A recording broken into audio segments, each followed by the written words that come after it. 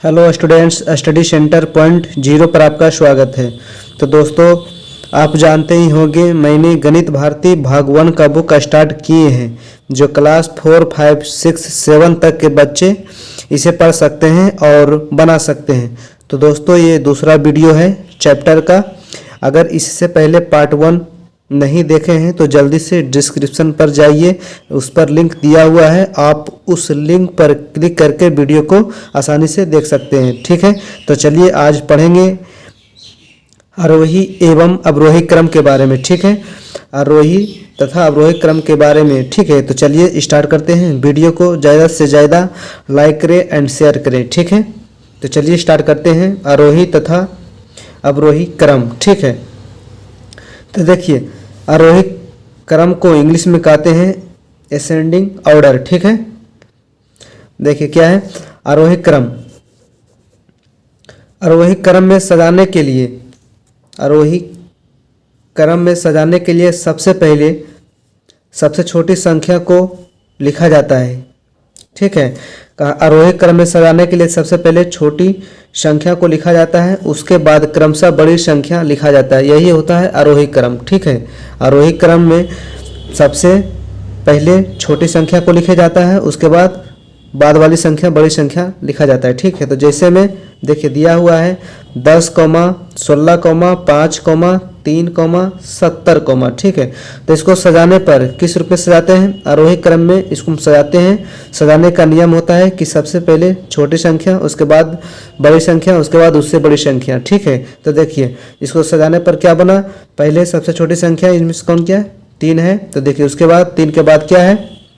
इस 3 के बाद जो बड़ा संख्या 5 होगा, 5 से बड़ा संख्या 10 है, 10 से बड़ा संख्या 16 है, और 16 से बड़ा संख्या क्या है? 70 है। यही होता है आरोही क्रम में सजाने के लिए, यानी कि सबसे पहले सबसे छोटी संख्या को लिखा जाता है, उसके बाद वाली संख्या उससे बड़ा ठीक है लिखा जाता है। ठीक है, तो समझ में आ गया होगा कि आरोही क्रम किसको कहते हैं।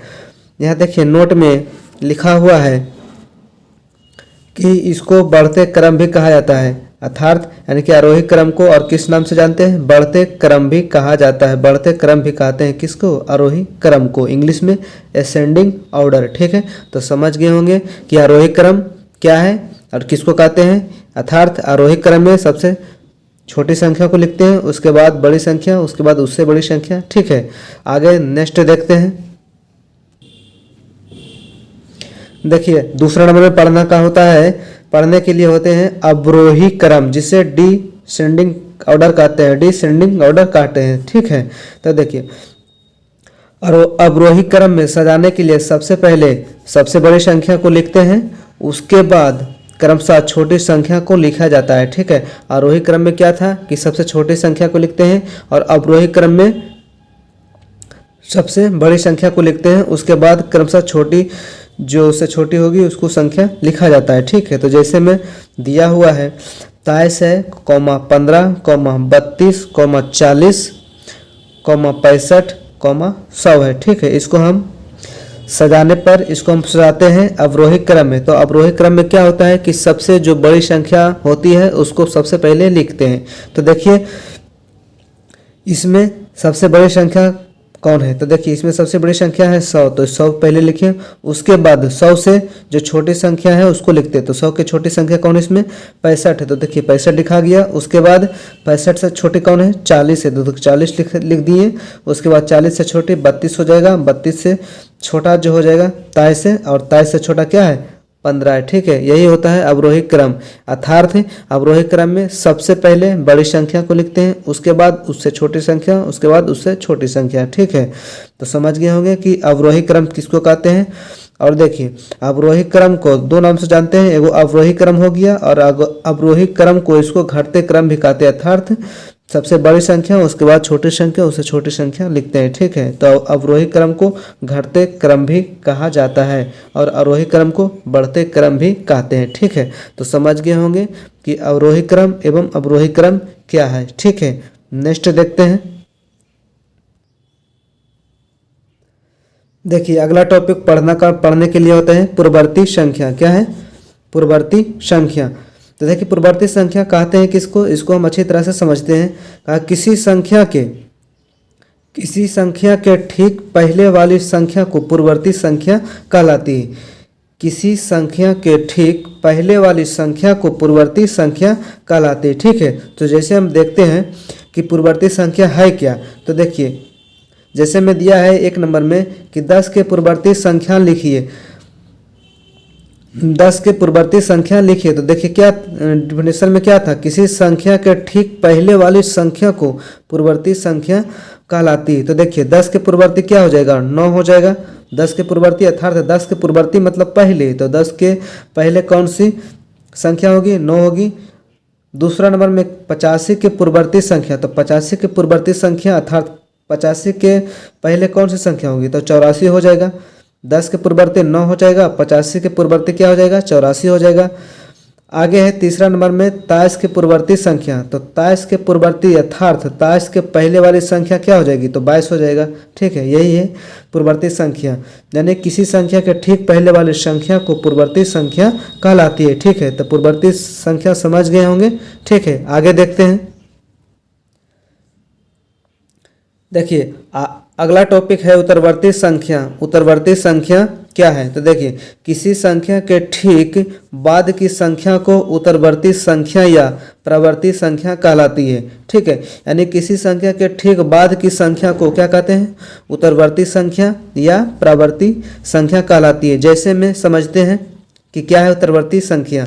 कहा पहले नंबर में दिया है 88 के उत्तरवर्ती संख्या क्या होगी, तो 88 के बाद कौन सी संख्या होगी, 89 हो जाएगी। तो 88 की उत्तरवर्ती संख्या क्या हो जाएगी, 89 हो जाएगी। दूसरा नंबर में है 550 की उत्तरवर्ती संख्या क्या होगी, तो 550 के बाद वाली संख्या क्या आ जाएगी, 551 आ जाएगी, तो 551 हो गई। तीसरा नंबर में दिया है 1025 के उत्तरवर्ती संख्या क्या होगी, तो 1025 के उत्तरवर्ती अर्थात 1025 के बाद वाली संख्या क्या आ जाएगी, 1026 आ जाएगी। यही है उत्तरवर्ती संख्या। ठीक है, तो वीडियो अगर अच्छा लगता है तो लाइक करें, कमेंट करें एंड शेयर एंड सब्सक्राइब जरूर कीजिए। ठीक है, देखते हैं अगला टॉपिक क्या है।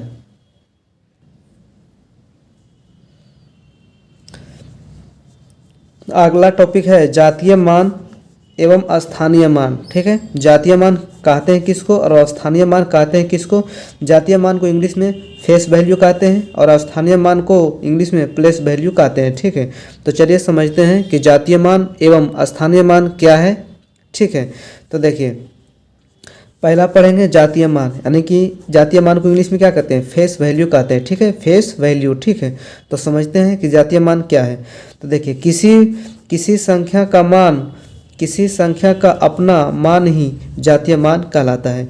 किसी संख्या का अपना मान ही जातीय मान कहलाता है। ठीक है, यानी कि जिस संख्या के बारे में अगर कहा जाए वही उसका जातीय मान हो जाता है। ठीक है, तो देखिए उदाहरण में समझते हैं कि जातीय मान कैसे निकालते हैं, कैसे बनाते हैं। तो देखिए जैसे में दिया है 6, 5, 3, 2, 1, 4 में 5 का जातीय मान क्या होगा। ठीक है, यानी कि जातीय मान कहने का मतलब है जिस संख्या के बारे में पूछा जाए वही संख्या उसका ही जातीय मान कहलाता है। ठीक है, तो देखिए किसके बारे में पूछा गया, 5 का जातीय मान क्या हो जाएगा, तो 5 जो होता है उसका खुद अपना ही जातीय मान होता है, यानी कि जिस संख्या के बारे में पूछा जाए वही उसका जातीय मान हो जाता है। तो इसमें पूछा 5 का जातीय मान, तो इसका राइट आंसर हो जाएगा 5 ही हो जाएगा। ठीक है, 5 का जातीय मान 5 ही होगा। ठीक है, दूसरा नंबर में है, देखिए दूसरा नंबर में दिया हुआ है 3, 0, 2, 5, 3, 9 में 2 का जातीय मान क्या होगा। तो जातीय मान देख लिए हैं कि किसी संख्या का अपना मान ही जातीय मान कहलाता है। तो इसमें किसका जातीय मान पूछा है, 2 का जातीय मान, तो 2 ही इसका आंसर हो जाएगा। यानी कि जिस संख्या का अपना मान ही जातीय मान, जिसके बारे में कहा जाए, जिसके बारे में पूछा जाए वही उसका अपना जातीय मान हो जाता है। तो इसमें 2 का जातीय मान पूछा, तो इसका राइट आंसर हो जाएगा 2 ही इसका जातीय मान है। ठीक है, देखिए दूसरा नंबर में पढ़ने के लिए है स्थानीय मान, जिसको इंग्लिश में कहते हैं प्लेस वैल्यू। समझते हैं कि स्थानीय मान क्या है। स्थानीय मान दी गई संख्या में कोई अंक जिस स्थान पर स्थित होता है उसका उतना गुना स्थानीय मान कहलाता है। ठीक है, यानी जितना संख्या दिया हुआ है जिसके बारे में पूछा जाए उसका उतना गुना मान ही उसका स्थानीय मान कहलाता है। तो देखिए जैसे समझते हैं कि 63251 में ए का स्थानीय मान पूछा है। तो देखिए एक का स्थान कितना है, इकाई दहाई, ठीक है। तो एक लिखिए उसका दहाई यानी कि 10, यानी कि इसका स्थान कितना हो गया 10 गुना है। तो देखिए एक का 10 बराबर कितना हो जाएगा 10 हो जाएगा एक का स्थानीय मान, ठीक है। देखिए दूसरा नंबर में क्या है 970321 में 3 का स्थानीय मान, ठीक है। तो देखिए 3 का स्थानीय मान 3 लिख दिए हैं, गुना क्या स्थान है 1 2 3, तो 3 को 1 पर 3 को 0 बैठा देते हैं, ठीक है। तो कितना आ जाएगा 3000, यानी कि 3 का जो स्थानीय मान कितना है 3000 होगा, ठीक है। तो दोस्तों आज का टॉपिक यही समाप्त करते हैं। वीडियो को ज़्यादा से ज़्यादा लाइक एंड शेयर ज़रूर करें, ठीक है। मिलते हैं अगले वीडियो में, तब तक के लिए जय हिंद।